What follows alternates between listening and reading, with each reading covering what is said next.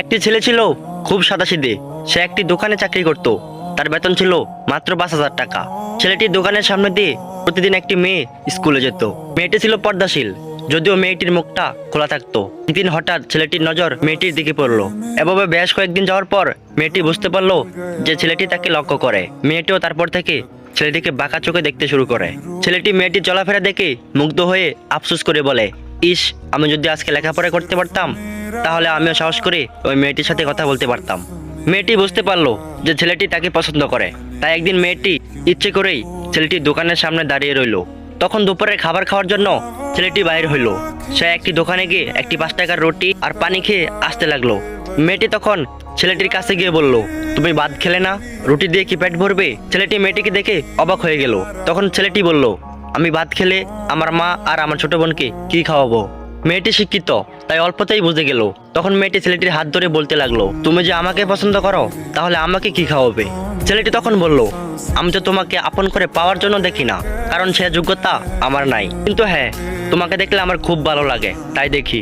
মেয়েটি ছেলেটির কথা শুনে চোখের পানি ধরে রাখতে পারলো না। মেয়েটি তখন বুঝতে পারলো ছেলেটির চরিত্র ও ভাবনা অনেক ভালো। সেদিন মেয়েটি চলে গেল। বাসায় গিয়ে রাত্রিবেলা মেয়েটি অনেক অসুখে পড়ে। তখন তাকে ডাক্তারের কাছে নিয়ে আসা হয়। ডাক্তার বলল তার 2টি কিডনি নাকি নষ্ট হয়ে গেছে। তখন মেয়েটির বাবা ফোন করে তার বন্ধুর ছেলেকে, যার সাথে বিয়ে দেওয়ার জন্য সে পাগল। কিন্তু মেয়েটি তার বাবার পছন্দ করা ছেলেটিকে বিয়ে করতে রাজি না, কারণ টাকা থাকলে কি হবে, তার চরিত্র খারাপ এবং সে অনেক লোভী। এদিকে মেয়েটির কোনো লোভই ছিল না। যাই হোক, হবু জামাই আসার পর মেয়েটির ব্যাপারে তাকে সব বলল এবং বলল, তোমার থেকে একটা কিডনি খুলে আমার মেয়েকে দাও। তুমি তো বলছিলা আমার মেয়েকে তুমি অনেক ভালোবাসো, তাকে পেলে তুমি অনেক সুখী হবে, তাহলে আজ পরীক্ষা দাও। তখন ছেলেটি বলল, আমি আপনার রোগা মেয়েকে বিয়ে করবো কেন? দেশে কি সুস্থ মেয়ে অভাব নাকি? এই বলে ছেলেটি চলে গেল। বাবা তখন কেঁদে কেঁদে তার মেয়েকে সব খুলে বলল। মেয়েটি তখন বলল, বাবা তুমি কেঁদো না, একটা পথ এখনো আছে।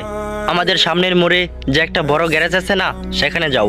সেখানে গিয়ে দেখো তাইয়ুব নামের একটা ছেলে আছে, তাকে গিয়ে আমার কথা বলবে এবং তুমি তাকে সাথে করে নিয়ে আসবে। মেয়েটির বাবা তখন ছেলেটিকে তার সাথে করে নিয়ে আসলো। ছেলেটি তখন মেয়েটিকে দেখে তার চোখ ভিজে পানি পড়তে লাগলো। মেয়েটি তখন বলল, তুমি কি আমাকে একটি কিডনি দিবে?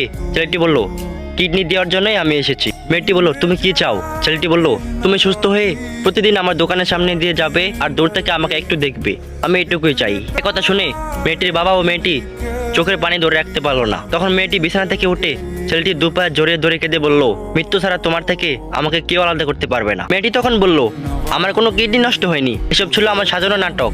আমি যা ভেবেছিলাম তাই হয়েছে। তোমাকে দেখেই আমি বুঝে গিয়েছিলাম তুমি আমার একমাত্র যোগ্য।